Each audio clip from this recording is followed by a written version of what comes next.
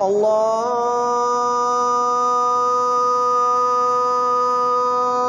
أكبر الله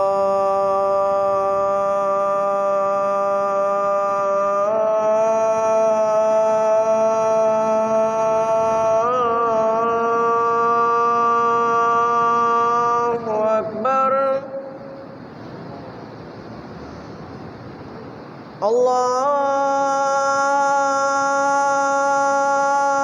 الله أكبر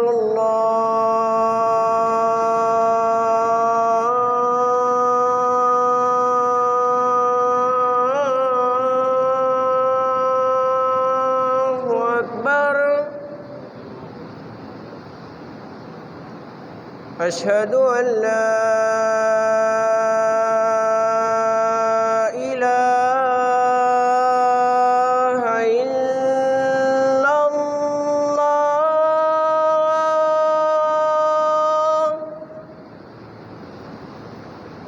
أشهد أن لا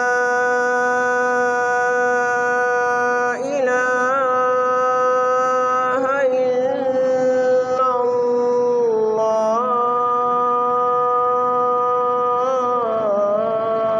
الله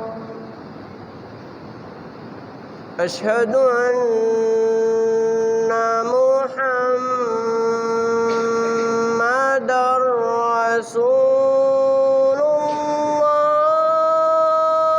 الله أشهد أن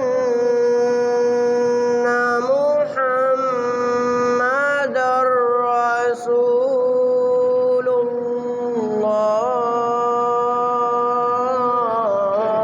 الله هيا على الصلاة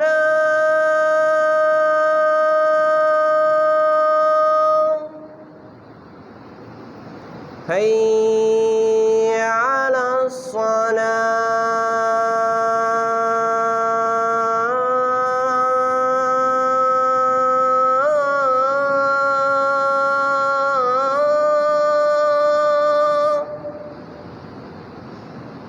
هيا على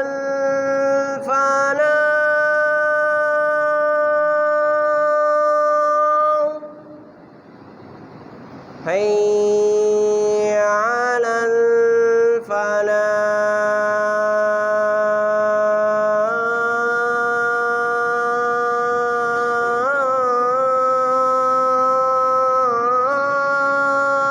الفلاح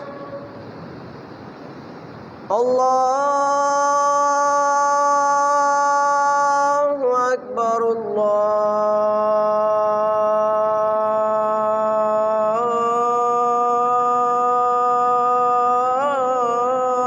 الله أكبر لا إله إلا الله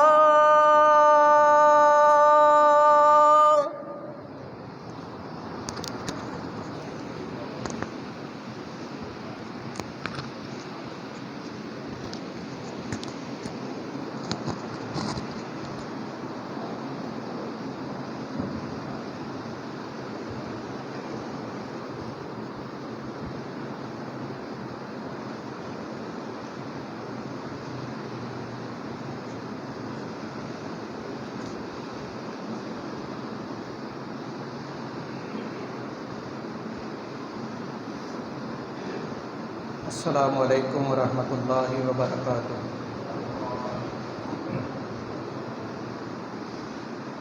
الحمد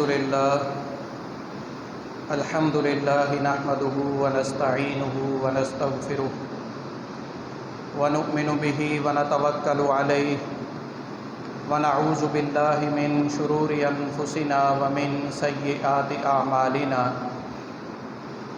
من يهده الله فلا مضل له ومن يضلل فلا هادي له ونشهد أن لا إله إلا الله وحده لا شريك له ونشهد أن محمدًا عبده ورسوله اللهم صل على محمد وعلى آل محمد كما صليت على إبراهيم وعلى آل إبراهيم إنك حميد مجيد اللهم بارك على محمد وعلى آل محمد كما باركت على إبراهيم وعلى آل إبراهيم إنك حميد مجيد رب اشرح لي صدري ويسر لي أمري واحلل عقدة من لساني يفقهوا قولي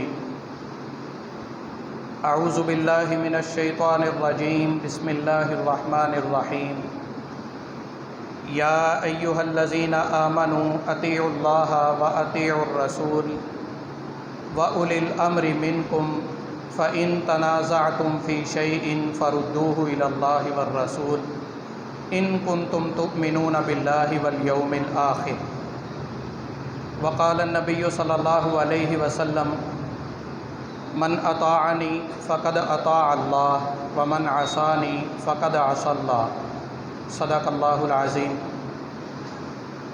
اللہ تعالیٰ کی بے شمار حمد و ثنا اور رسول کریم صلی اللہ علیہ وسلم پر بے حساب درود و سلام کے بعد رب کریم سے دعا ہے کہ وہ مجھے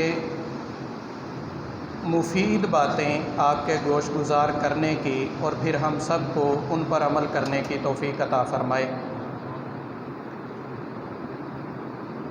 مختصر سے وقت میں آج میں جس موضوع پر آپ کے سامنے کچھ معروضات رکھنا چاہتا ہوں وہ یہ ہے کہ ہماری عملی زندگی میں سنت کی کیا اہمیت ہے۔ بند کر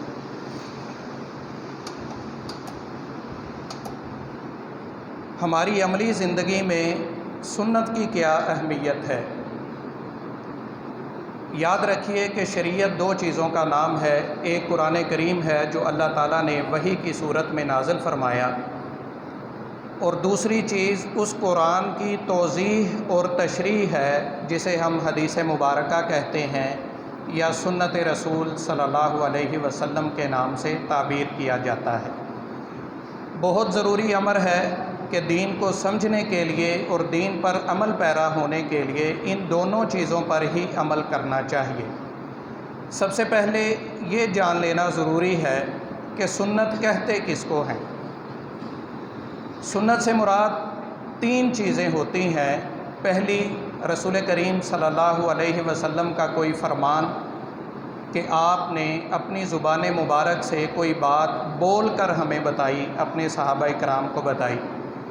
دوسری چیز، نبی کریم صلی اللہ علیہ وسلم کا عمل مبارک کہ آپ نے پریکٹیکلی کوئی کام کر کے دکھایا جو ہم تک پہنچ گیا اور ہم نے وہ اپنا لیا۔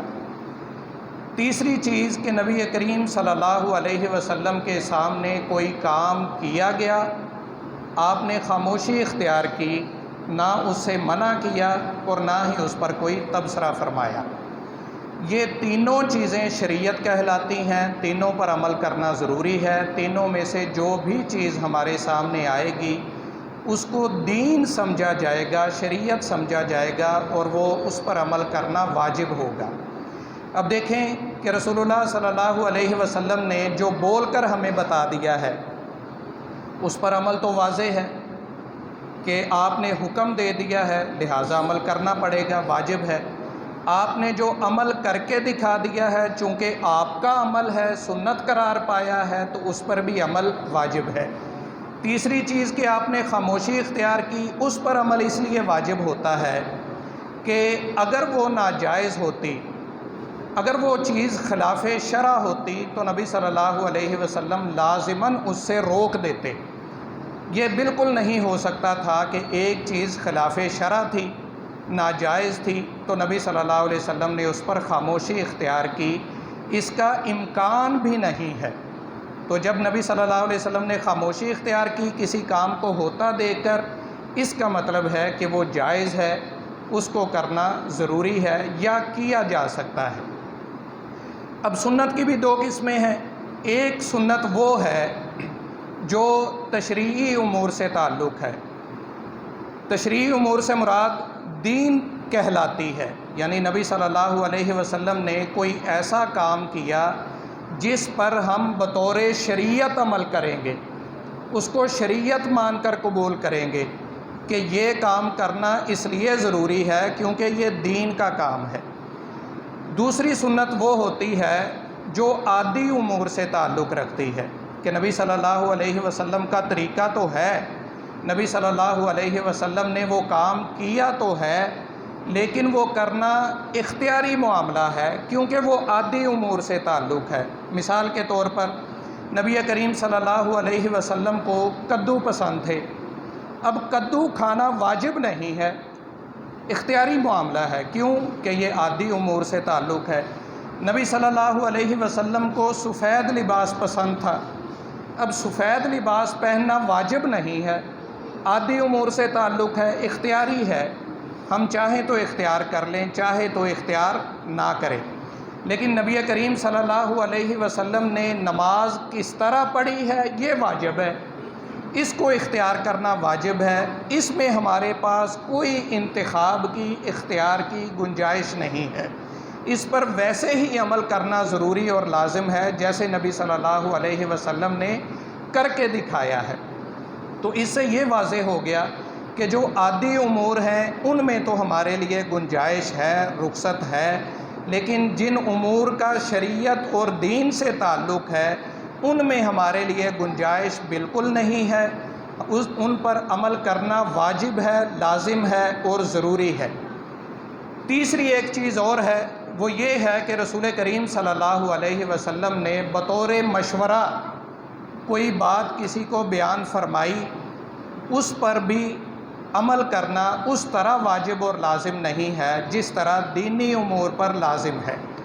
جیسا کہ غزوہ احد کے موقع پر رسول کریم صلی اللہ علیہ وسلم نے اپنے صحابہ سے مشورہ لیا کہ ہمیں مدینے سے باہر نکل کر جنگ لڑنی چاہیے یا مدینے کے اندر رہ کر جنگ لڑنی چاہیے۔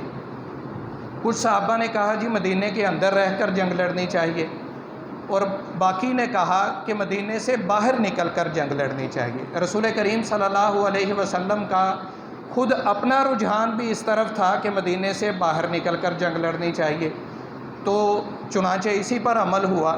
اب یہ نبی صلی اللہ علیہ وسلم نے بطور مشورہ صحابہ سے ایک بات ذکر کی تھی، اب لازمی نہیں ہے یا اس کو دین نہیں بنایا جا سکتا، یا یہ نہیں کہا جا سکتا کہ نبی صلی اللہ علیہ وسلم کی رائے معلوم ہونے کے بعد بھی جن صحابہ نے یہ کہا کہ مدینے کے اندر رہ کر جنگ لڑنی چاہیے انہوں نے آپ صلی اللہ علیہ وسلم کی مخالفت کی، یہ نہیں کہا جا سکتا، اس لیے کہ یہ مشورے کی ایک صورت تھی۔ اسی طرح غزوہ بدر کے موقع پر رسول کریم صلی اللہ علیہ وسلم نے جا کر جس جگہ پر پڑاؤ ڈالا اس جگہ سے کنویں تھوڑے سے دور تھے۔ ایک صحابی عرض کرنے لگے کہ حضور یہ اللہ کی طرف سے حکم ہے یہاں پڑاؤ ڈالنا یا آپ کی اپنی رائے ہے؟ تو نبی صلی اللہ علیہ وسلم نے فرمایا کہ میری اپنی رائے ہے۔ تو صحابی عرض کرنے لگے کہ کیا اس رائے میں تبدیلی کی گنجائش ہے؟ تو نبی صلی اللہ علیہ وسلم نے فرمایا بالکل ہے۔ تو وہ صحابی عرض کرنے لگے کہ ہم پھر اس طرح کریں کہ پڑاؤ تھوڑا سا اٹھا کر آگے لے جائیں، کنووں کے پاس پڑاؤ ڈالیں تاکہ کنویں ہماری ملکیت میں آ جائیں، کفار اور دشمنان اسلام جو ہیں وہ ان کنووں سے فائدہ نہ اٹھا سکیں، ان کی شکست میں یہ چیز بھی کردار ادا کرے گی۔ تو مشورہ تھا ایک، نبی صلی اللہ علیہ وسلم نے اپنی رائے تبدیل کر لی اور پڑاؤ اٹھا کر آگے لے گئے۔ اسی طرح کچھ کسان صحابہ تھے، تو رسول کریم صلی اللہ علیہ وسلم نے ایک بار کھیتی باڑی کے بارے میں انہیں اپنی رائے دے دی، مشورہ دے دیا۔ انہوں نے سمجھا کہ شاید نبی صلی اللہ علیہ وسلم نے حکم دیا ہے، یہ دینی معاملہ ہے، اس پر عمل کرنا واجب ہے۔ تو انہوں نے کیا کیا؟ رسول کریم صلی اللہ علیہ وسلم کی رائے اور مشورے کے مطابق عمل کر لیا۔ اس بار ایسا ہوا کہ ان کی جو فصل ہوئی اس میں خاصی کمی واقع ہو گئی، انہیں گھاٹا پڑا۔ تو وہ رسول کریم صلی اللہ علیہ وسلم کی خدمت میں حاضر ہو گئے کہ اللہ کے رسول ہمیں تو گھاٹا پڑ گیا ہے۔ تو نبی صلی اللہ علیہ وسلم نے فرمایا کہ یاد رکھو تمہارے دنیاوی امور میں اگر میں کوئی رائے دیتا ہوں اسے بطور مشورہ لیا کرو، ان معاملات میں تم مجھ سے زیادہ جانتے ہو، میں چونکہ کھیتی باڑی نہیں کرتا، تمہارا یہ معاملہ ہے، اگر تمہیں بہتر لگے تو قبول کر لیا کرو، اگر بہتر نہ لگے تو کوئی بات نہیں، تم اپنی رائے پہ عمل کر سکتے ہو۔ تو ایسے امور کو ہم سنت نہیں کہیں گے۔ یہ رسول کریم صلی اللہ علیہ وسلم کے مشورے تھے۔ جس نے عمل کر لیا اس کو اللہ تعالیٰ اجر ضرور عطا فرمائے گا، جس نے عمل نہیں کیا وہ گنہگار نہیں ہوگا۔ ہاں ایک بات ضروری ہے، وہ یہ ہے کہ رسول کریم صلی اللہ علیہ وسلم کے وہ احکام، وہ سنت جس کا تعلق شریعت سے ہے، دین سے ہے، اس پر عمل کرنا واجب بھی ہے اور اس پر اجر بھی ضرور ملتا ہے۔ اور رسول کریم صلی اللہ علیہ وسلم کی جن سنتوں کا تعلق عادی امور سے ہے ان پر عمل کرنا تو واجب نہیں ہے، لیکن اگر کوئی نبی صلی اللہ علیہ وسلم کی محبت میں ان امور پر بھی عمل کرتا ہے تو اللہ تعالیٰ اسے ضرور اجر عطا فرمائے گا۔ مثال کے طور پر اگر کوئی بندہ کدو کو صرف اس لیے پسند کرتا ہے کہ رسول کریم صلی اللہ علیہ وسلم اس کو پسند فرمایا کرتے تھے، خواہ نبی صلی اللہ علیہ وسلم کے عادی امور سے ہی ان کا تعلق ہے، اگر وہ صرف اس وجہ سے کدو کھاتا ہے تو اللہ تعالیٰ اسے اس پر ضرور اجر عطا فرمائیں گے۔ اگر کوئی بندہ اس وجہ سے سفید لباس پہنتا ہے کہ رسول کریم صلی اللہ علیہ وسلم کو پسند تھا تو اللہ تعالیٰ اسے ضرور اجر عطا فرمائیں گے۔ اگر کوئی بندہ اس وجہ سے خوشبو لگاتا ہے کہ رسول کریم صلی اللہ علیہ وسلم کی پسندیدہ چیز تھی تو رسول کریم صلی اللہ علیہ وسلم کی اس پسند کو اختیار کرنے پر اللہ تعالیٰ اسے ضرور اجر عطا فرمائیں گے۔ یہ مستحب امور میں آتے ہیں۔ مستحب امور انہیں کہا جاتا ہے جن کے کرنے پر اجر ملتا ہے اور نہ کرنے پر گناہ نہیں ملتا۔ تو یہ سنت کی کچھ امور سے، کچھ اطراف سے وضاحت تھی جس کا جاننا ضروری ہے۔ اب سنت پر عمل پیرا ہونا، اس کی بھی 4 صورتیں بنتی ہیں۔ میں معذرت چاہوں گا، میں ذرا چاہتا ہوں کہ علمی حوالے سے کچھ بحثیں واضح ہو جائیں، تو میرا کوئی تقریر کا، خطابت کا ایسا فن نہیں ہے، تو اس طرف سے میں معذرت چاہوں گا۔ تو سادہ سے انداز میں کچھ باتیں میں آپ تک پہنچانا چاہ رہا ہوں۔ سنت پر عمل کرنے کے حوالے سے 4 صورتیں بنتی ہیں کہ سنت ہم تک پہنچ گئی ہے، نبی صلی اللہ علیہ وسلم کے جو تشریعی امور ہیں جن کو شریعت کہا جاتا ہے، دین کہا جاتا ہے، وہ ہم تک پہنچ چکے ہیں۔ اب ان پر کوئی بندہ عمل کرتا ہے، کوئی نہیں کرتا۔ اس حوالے سے 4 صورتیں بنتی ہیں۔ پہلی صورت تو یہ ہے جسے اطاعت کہا جاتا ہے کہ کسی بندے کو یہ معلوم پڑا کہ رسول اللہ صلی اللہ علیہ وسلم کا فلاں فرمان ہے، اس نے اس کو فوراً قبول کر لیا، اس کی اطاعت کی، اس کو اپنے عمل کا حصہ بنا لیا، تو اس پر اجر بھی ملے گا۔ یہ سب سے افضل ترین صورت ہے، گویا اس نے اپنا دینی حق ادا کر دیا۔ دوسری صورت یہ ہے، اس کو غفلت کہا جا سکتا ہے کہ ایک بندے کو معلوم تو ہے اور وہ عمل کرنے کی کوشش بھی کرتا ہے، لیکن کبھی کبھار کچھ غفلت ہو جاتی ہے، کچھ سستی ہو جاتی ہے، تو ایسا بندہ اللہ کے ہاں معافی ہے، اس کے لیے کوئی پکڑ نہیں ہے، مواخذہ نہیں ہے، بشرطے کہ اس کی نافرمانی کا پہلو غالب نہ ہو۔ یعنی کبھی کبھار اس سے کوئی غفلت، سستی ہوتی ہو، زیادہ تر اس کا یہی رجحان ہو، یہی روٹین اور عمل ہو کہ وہ سنتوں پر عمل کرتا ہو۔ جو میں نے پہلی صورت بتائی ہے اطاعت کی، اس میں آپ سیدنا ابو بکر صدیق رضی اللہ عنہ کا وہ واقعہ لے لیں کہ رسول کریم صلی اللہ علیہ وسلم نے ایک دن پوچھا کہ آج تم میں سے روزہ کس نے رکھا ہے؟ سیدنا ابو بکر صدیق رضی اللہ عنہ کہنے لگے حضور میں نے۔ آپ نے فرمایا کہ من عاد منکم المریض اليوم، کہ آج تم میں سے مریض کی عیادت کس نے کی ہے؟ سیدنا ابو بکر صدیق رضی اللہ عنہ کہنے لگے کہ حضور میں نے۔ نبی صلی اللہ علیہ وسلم نے پوچھا کہ تم میں سے آج صدقہ کس نے کیا ہے؟ سیدنا ابو بکر صدیق رضی اللہ عنہ کہنے لگے حضور میں نے۔ آپ نے فرمایا کسی جنازے میں شرکت تم میں سے کس نے کی ہے؟ تو سیدنا ابو بکر صدیق رضی اللہ عنہ کہنے لگے حضور میں نے۔ اب یہ کامل اطاعت کی صورت ہے کہ جو بھی نبی کریم صلی اللہ علیہ وسلم کا فرمان ہم تک پہنچا اس پر عمل کرنے کی ہم لازماً کوشش کریں۔ شریعت نے ہم سے کوشش طلب کی ہے، اس پر لازماً عمل کرنا یہ طلب نہیں کیا۔ خود رسول کریم صلی اللہ علیہ وسلم نے فرمایا ہے کہ ما امرتکم بہ من شیء فأتوا بہ ما استطعتم، میں تمہیں جس چیز کا حکم دوں اس پر تمہارے اندر جتنی طاقت ہے، جتنی استطاعت ہے، اتنا عمل کیا کرو۔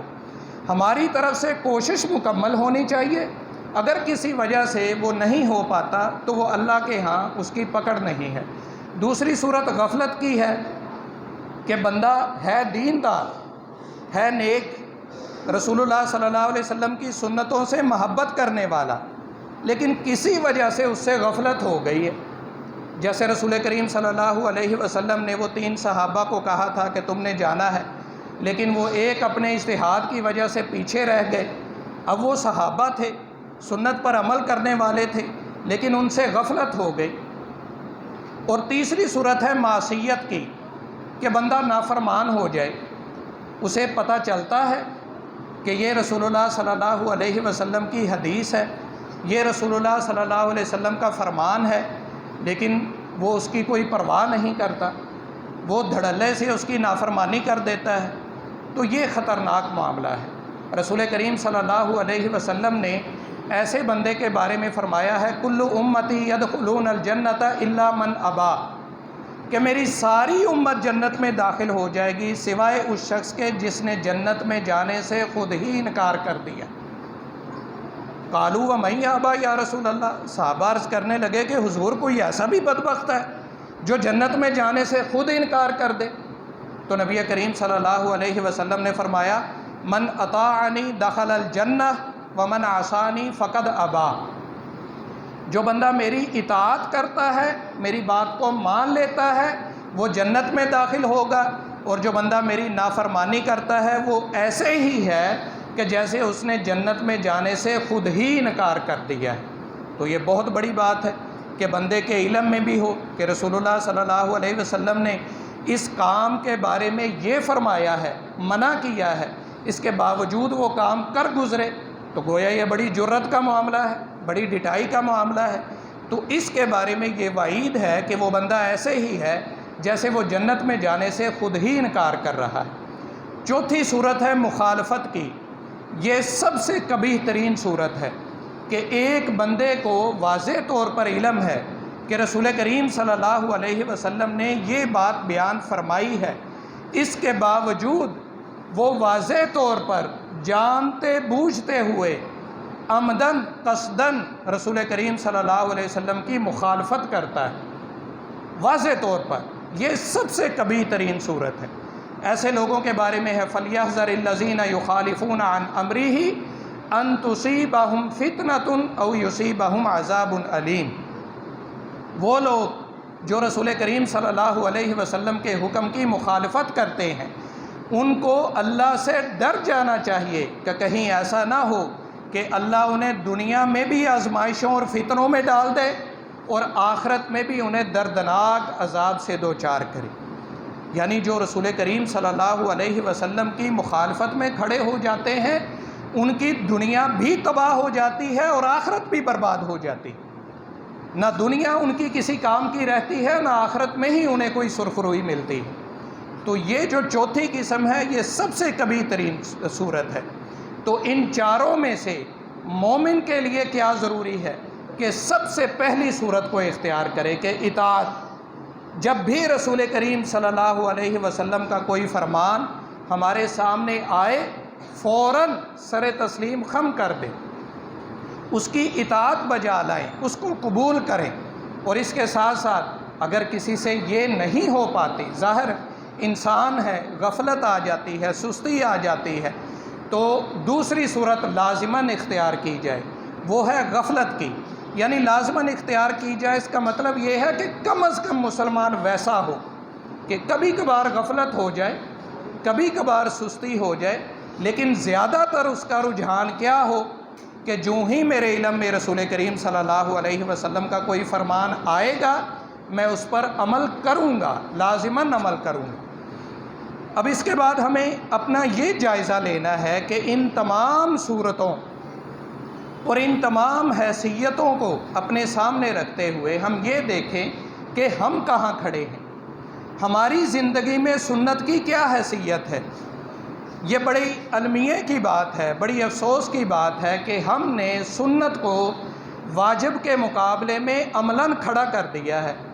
اس میں تو کوئی شک نہیں ہے کہ اصطلاحاً فرق ہے، واجب اور فرض اور چیز ہے، سنت اور چیز ہے۔ اصطلاحاً فرض ہے، لیکن کیا عملی طور پر بھی رسول کریم صلی اللہ علیہ وسلم نے کہیں ہمیں یہ اختیار دیا ہے کہ تم واجب کو اختیار کرتے جاؤ اور سنت کو چھوڑتے جاؤ؟ یہ تو کہیں بھی ہمیں اختیار نہیں دیا۔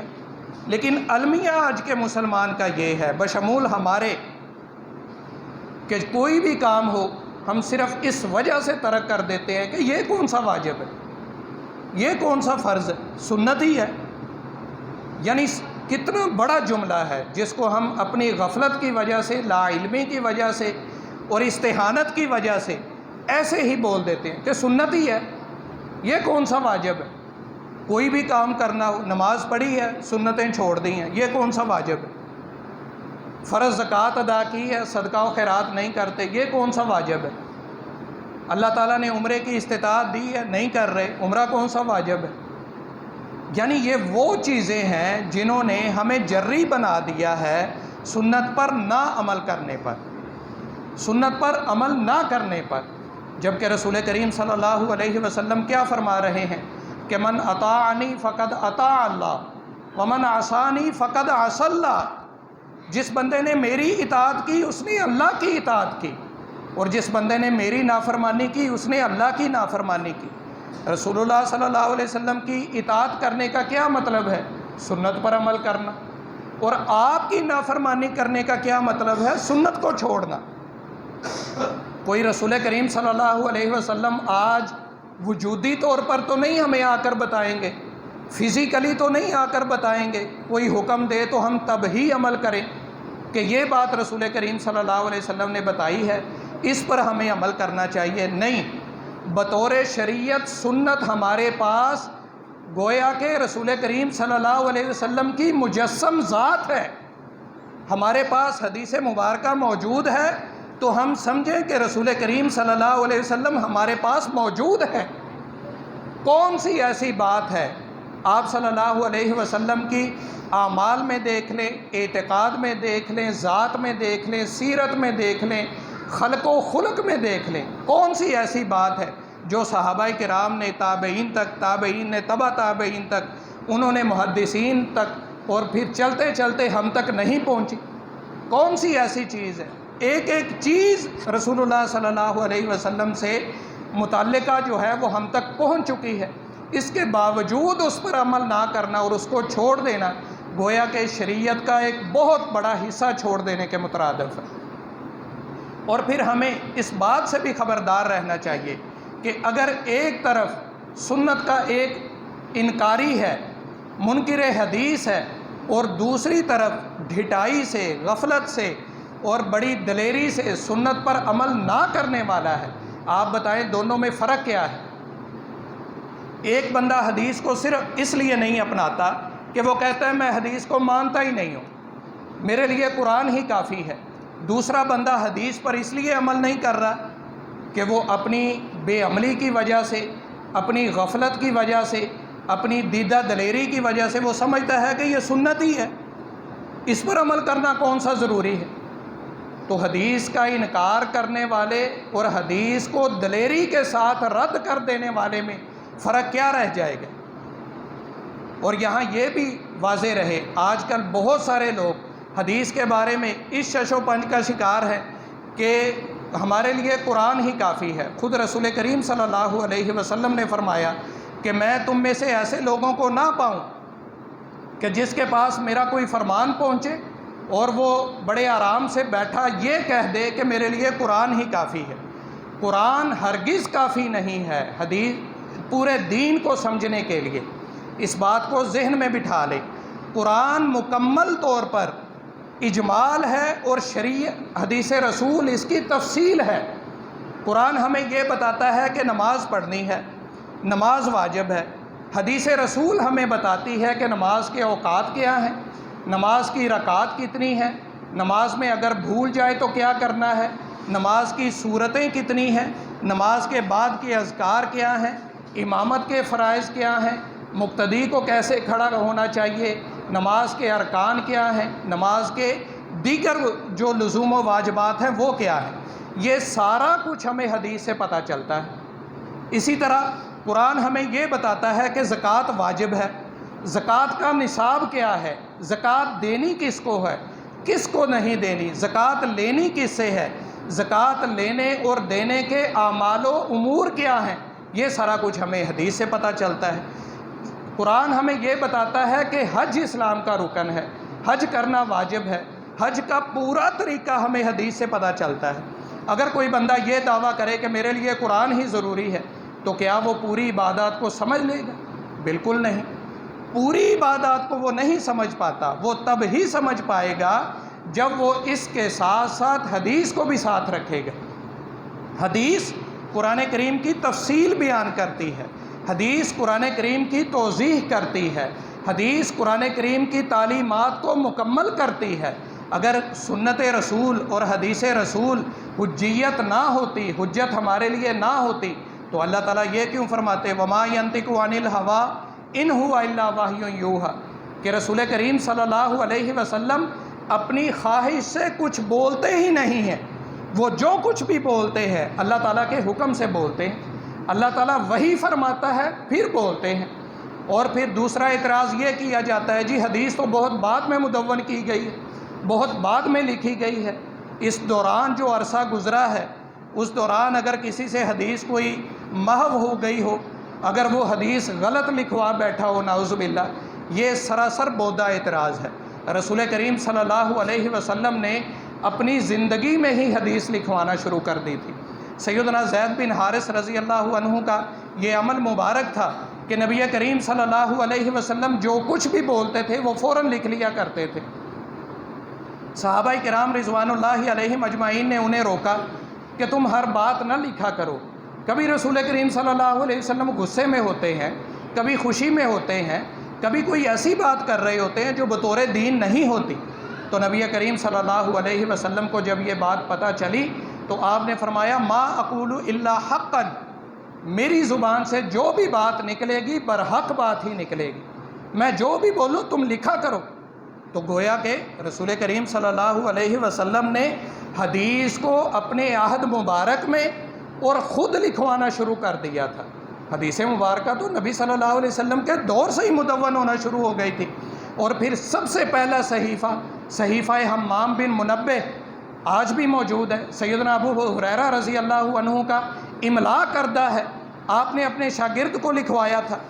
تو حدیثیں محفوظ ہیں، اسی طرح محفوظ ہیں جس طرح قرآن کریم محفوظ ہے، اس میں کوئی شک نہیں ہے۔ جو اس میں ذوف شامل ہوا، جو موضوعات شامل ہوئیں، وہ محدثین نے اپنے شدید اصولوں کے ساتھ، بہت سخت اصولوں کے ساتھ صحیح کو الگ کر دیا، ضعیف کو الگ کر دیا۔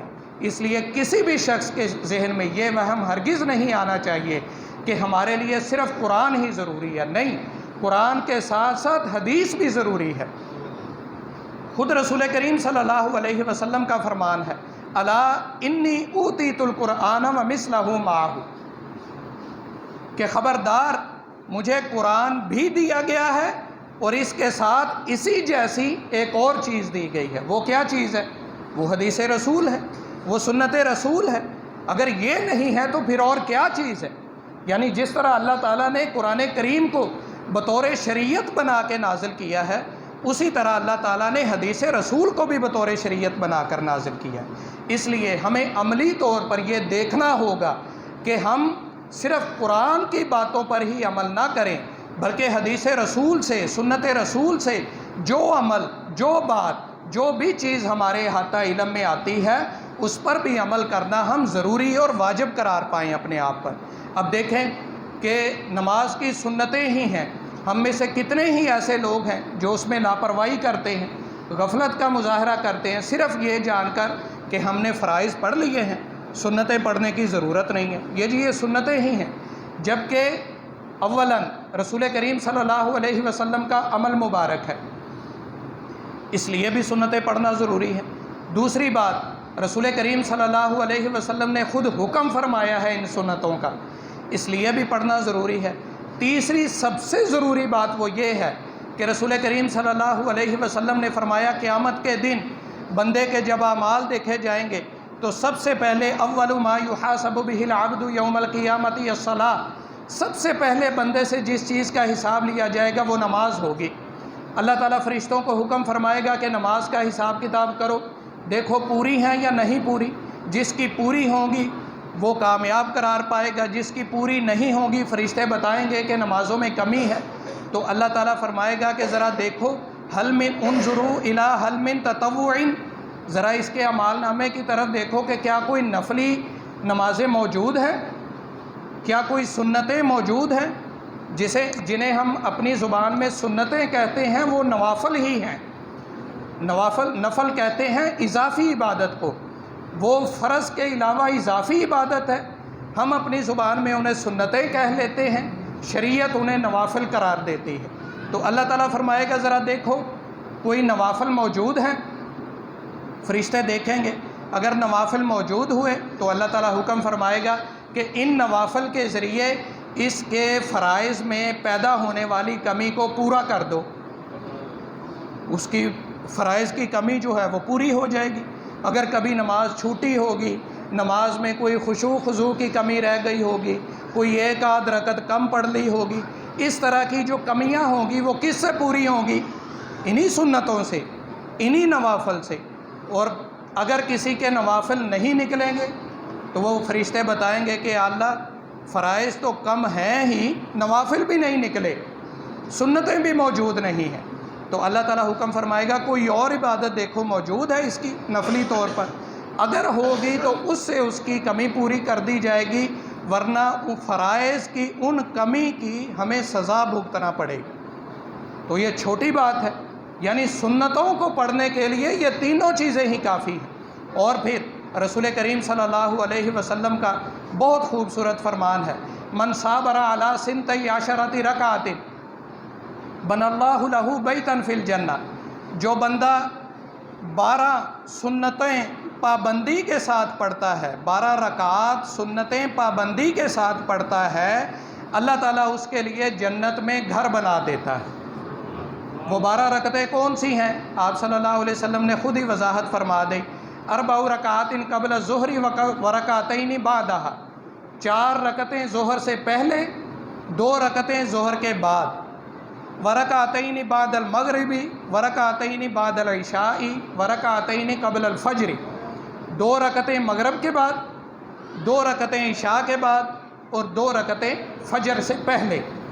یہ 12 رکعتیں پابندی کے ساتھ جو بندہ پڑھتا ہے اس کے بارے میں فرمایا بنى اللہ لہ بیتا فی الجنہ، اللہ تعالیٰ اس کے لیے جنت میں گھر بنا دیتا ہے۔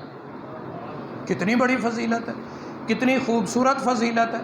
ایک تو یہ ہے کہ یہ سنتیں، یہ نوافل ہمارے فرائض کی کمی کو پوری کرنے کا باعث بنے گی، اور دوسرا اس کے ساتھ ساتھ ایک اضافی ہمیں فضیلت مل جائے گی کہ اللہ تعالیٰ جنت میں گھر بنا دے گا۔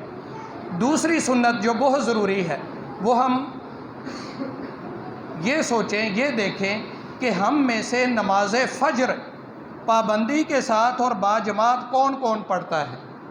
نماز فجر پڑھنے کی فضیلت بہت زیادہ ہے۔ رسول کریم صلی اللہ علیہ وسلم نے فرمایا فرشتے 2 ہی نمازوں میں تبدیل ہوتے ہیں، لوگوں کے عمل لکھنے والے فرشتے، ایک عصر کی نماز کے وقت اور ایک فجر کی نماز کے وقت۔ عصر کی نماز والے فرشتے دن بھر کے عمل لکھ کر اللہ کے پاس پہنچ جاتے ہیں، اور رات کے عمل لکھنے والے فرشتے عصر کے وقت آ جاتے ہیں اور فجر کے وقت دوبارہ جاتے ہیں۔ پھر فجر کے وقت دن کے اعمال لکھنے والے فرشتے آ جاتے ہیں۔ تو رسول کریم صلی اللہ علیہ وسلم نے فرمایا دونوں ڈیوٹیوں کے فرشتے جب اللہ کے پاس پہنچتے ہیں تو اللہ تعالیٰ فرماتے ہیں کہ میرے بندوں کو کس حالت میں چھوڑ کر آئے ہو؟ تو جو تو عصر اور فجر کی نماز پڑھ رہے ہوتے ہیں مسجد میں، ان کے بارے میں فرشتے کہتے ہیں ترکناہم یصلون، ہم فلاں فلاں لوگوں کو اس حالت میں چھوڑ کر آئے ہیں کہ نماز پڑھ رہے تھے، اور باقی فلاں فلاں جو ہیں وہ نماز نہیں پڑھ رہے تھے۔ اسی طرح فجر والے فرشتے بھی۔ اب آپ ذرا سوچئے کہ اللہ کے رجسٹر میں اگر ہماری دن بھر میں 2 وقت کی صبح و شام کی غیر حاضری لگ رہی ہو تو اللہ کے ہاں ہم محبوب بن سکتے ہیں؟ اللہ کی محبت ہمیں مل سکتی ہے؟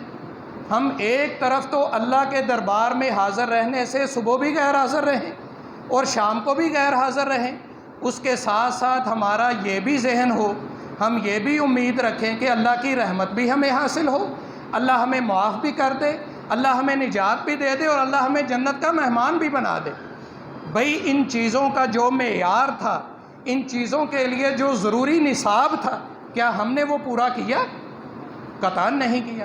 اور رسول کریم صلی اللہ علیہ وسلم کا یہ فرمان بھی ہے کہ جو بندہ فجر کے وقت سویا رہتا ہے، بال الشیطان فی اذنہ، شیطان اس کے کانوں میں پیشاب کر دیتا ہے، شیطان اس کے کانوں میں پیشاب کر دیتا ہے۔ اب ہم اپنا اپنا جائزہ لے لیں، جو بندہ فجر کے وقت نہیں اٹھتا وہ سارا دن اپنے کانوں کو شیطان کے پیشاب سے بھرے ہوئے لیے پھرتا ہے۔ جس کے جسمانی وجود میں شیطان کا پیشاب بھرا ہو اس کو رحمت حاصل ہو سکتی ہے، اس کو اللہ کی برکت مل سکتی ہے؟ کسی صورت بھی نہیں۔ اور اسی طرح رسول کریم صلی اللہ علیہ وسلم نے فرمایا، ایک بندہ رات کو سوتا ہے، صبح فجر کا وقت ہوتا ہے، اذان سنتا ہے تو اٹھ کے بیٹھ جاتا ہے، اس سے پہلے جب وہ سویا ہوتا ہے شیطان نے اس کی گدی میں اس جگہ پر 3 گریں لگائی ہوتی ہیں۔ فَإِن نَامَ وَاسْتَيْقَظَ، اگر وہ اٹھ کر بیٹھ جائے، بیدار ہو جائے، انحلت عقدۃ، ایک گرہ کھل جاتی ہے۔ فَإِن ذَكَرَ اللَّهَ وَانحلت عقدۃ، اگر وہ اللہ کا ذکر کر لے، یعنی اٹھ کے جو صبح بیدار ہونے کی دعا ہے وہ پڑھ لے تو دوسری گرہ کھل جاتی ہے۔ فَإِن قَامَ وَتَوَضَّأَ وَصَلَّى، اگر اٹھ کر وضو کرے اور نماز پڑھ لے، انحلت عقدۃ، تیسری گرہ بھی کھل جاتی ہے۔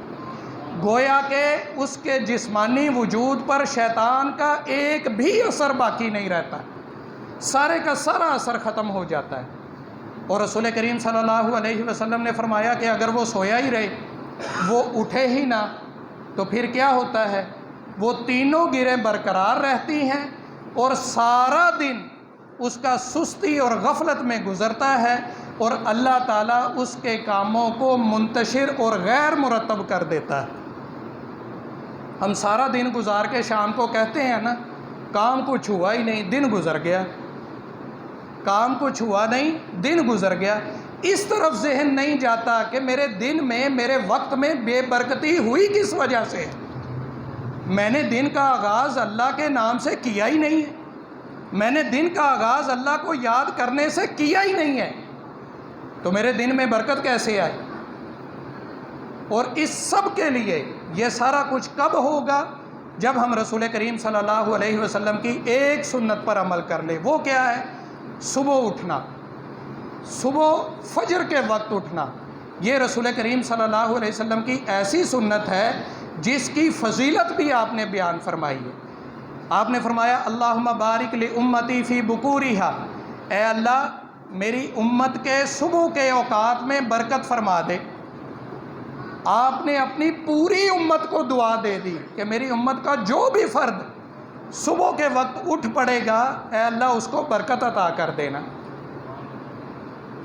حضرت صخر الغامدی رضی اللہ عنہ، انہوں نے جب رسول اللہ صلی اللہ علیہ وسلم کی یہ دعا سنی نا تو وہ تجارتی قافلے نکالا کرتے تھے۔ پہلے وہ دن چڑھے نکالا کرتے تھے، پھر انہوں نے کیا عمل اپنا لیا کہ فجر پڑھتے ہی اپنے تجارتی قافلے نکال دیتے تھے مختلف علاقوں کو۔ اور اس عمل کی وجہ سے اللہ تعالیٰ نے انہیں اتنی برکت عطا فرمائی کہ لوگ کہنے لگ گئے کہ یہ اگر مٹی بھی خرید لے تو اس میں بھی اسے پرافٹ ہو جاتی ہے۔ اتنی برکت اللہ تعالیٰ نے عطا فرما دی، اور بڑے لمبے لمبے قافلے ہوتے تھے ان کے تجارتی۔ آج ہم ذرا اپنا جائزہ لیں، ہم دن بھر کمانے کے باوجود، دن بھر دکان میں گزارنے کے باوجود، مزدوری کرنے کے باوجود، ملازمت کے لیے کھپ جانے کے باوجود بھی کہتے ہیں پوری نہیں پڑھتی۔ بھائی پوری کہاں پڑھے؟ پوری پڑھنے کے لیے جو ہمیں برکت حاصل ہونا تھی وہ تو برکت ملنی تھی صبح فجر کے وقت اٹھنے پر، فجر کے وقت ہم اٹھے ہی نہیں، تو اس لیے یہ بھی بہت ضروری ہے کہ ہم فجر کے وقت اٹھنا اپنا معمول بنا لیں، اپنا شعار بنا لیں، اس کے ساتھ ساتھ ہی ہمیں سب کچھ ملے گا۔ اور پھر اس کے ساتھ ساتھ رسول کریم صلی اللہ علیہ وسلم کی صرف ایک سنت بیان کر کے، میرے ذہن میں کافی ساری سنتیں تھیں لیکن ٹائم ہو گیا ہے، پھر کبھی صحیح انشاءاللہ، صرف ایک سنت جو بہت زیادہ ضروری ہے وہ یہ ہے کہ سچ بولنا اپنا لیں۔ ہمارے ہر کام میں جھوٹ آ گیا ہے، ہمارے ہر کام میں غلط بیانی آ گئی ہے۔ کوئی بھی ایسی چیز کہ جس کا ہمیں فائدہ ہو یا نہ ہو، ہمارا محاورہ بن گیا ہے کہ ہم نے جھوٹ بولنا ہے۔ ریڑھی والا ہے، اس سے سودا خریدے، ذرا سا بھاؤ کم کروانے لگے، فوراً کیا کہتا ہے؟ اتنے میں تو مجھے نہیں پڑتی، جبکہ حقیقتاً ایسا نہیں ہوتا۔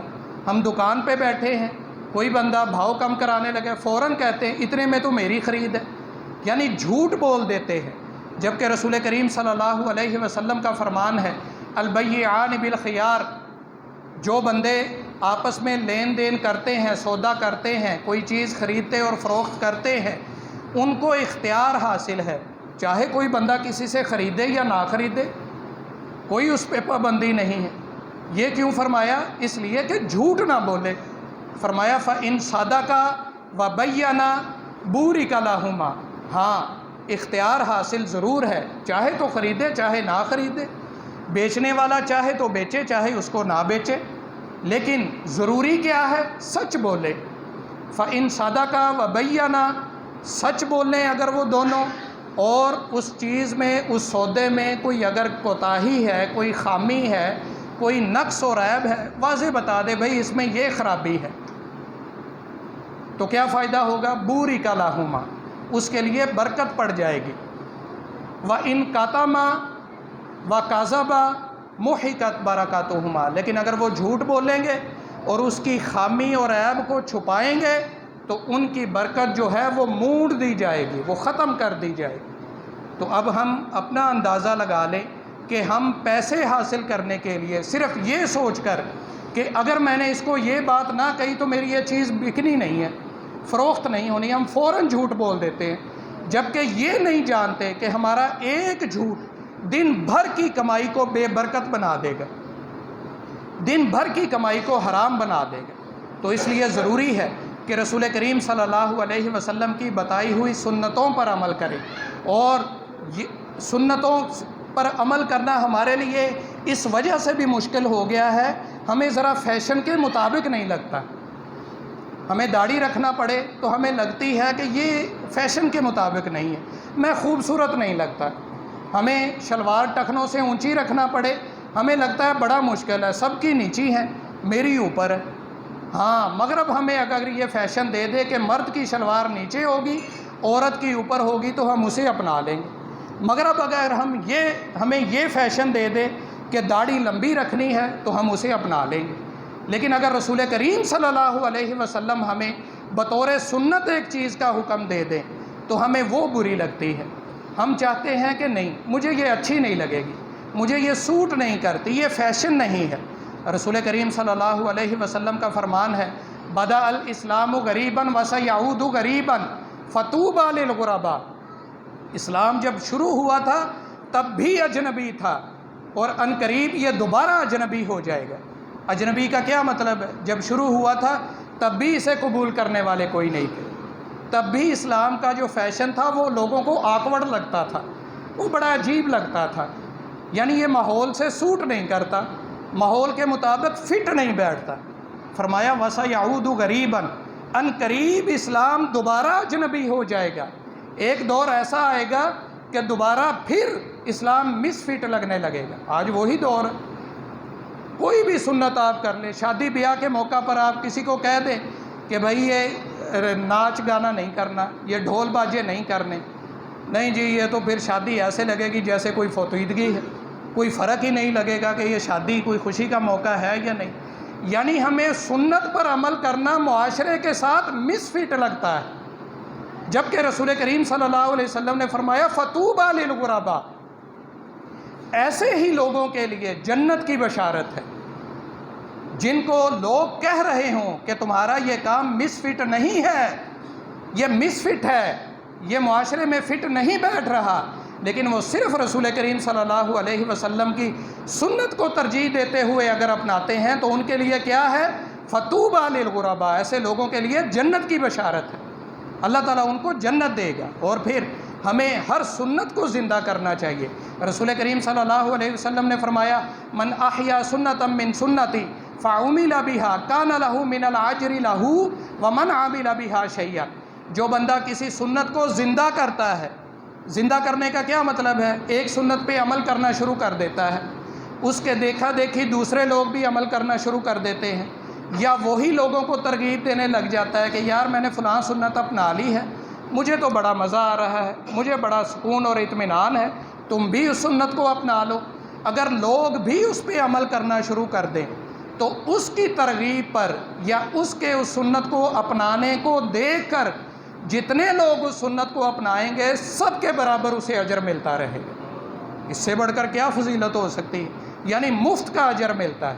تو اس لیے ضروری ہے ہم سنتوں کے ساتھ اپنے آپ کو جوڑیں، سنتوں کو اپنائیں، سنتوں کو اختیار کرنے کی کوشش کریں۔ ہرگز یہ نہ سوچیں یہ فرض ہے، یہ واجب ہے، یہ سنت ہے، اس کو چھوڑ دیتا ہوں، نہیں، انہی سنتوں نے ہماری نجات میں کردار ادا کرنا ہے، انہی سنتوں نے ہمارے فرائض کی کمی کو پورا کرنا ہے۔ اللہ تعالیٰ عمل کی توفیق عطا فرمائے۔ وآخر دعوانا ان الحمد للہ رب العالمین۔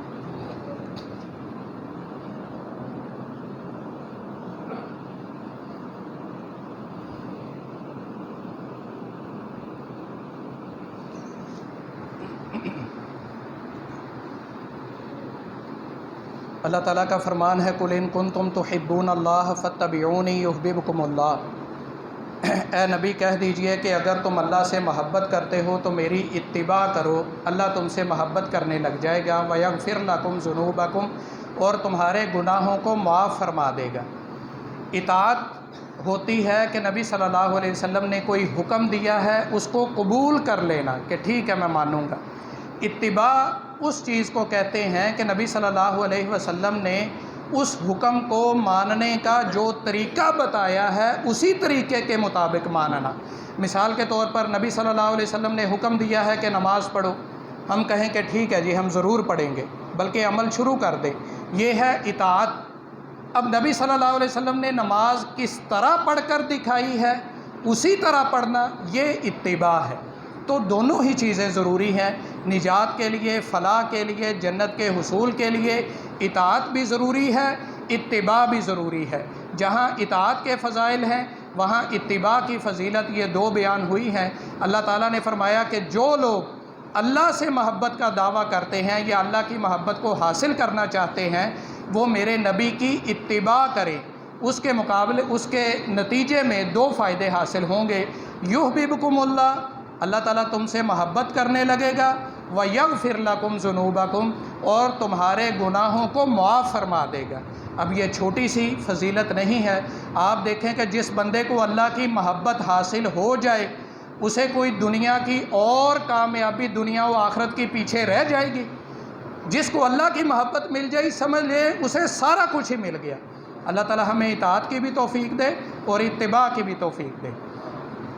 الحمدللہ نحمده ونستعینه ونستغفره ونؤمن به ونتوکل علیہ ونعوذ باللہ من شرور انفسنا ومن سیئات اعمالنا، من يهده الله فلا مضل له ومن يضلل فلا هادي له، ونشهد ان لا اله الا الله وحده لا شريك له، ونشهد ان محمدا عبده ورسوله۔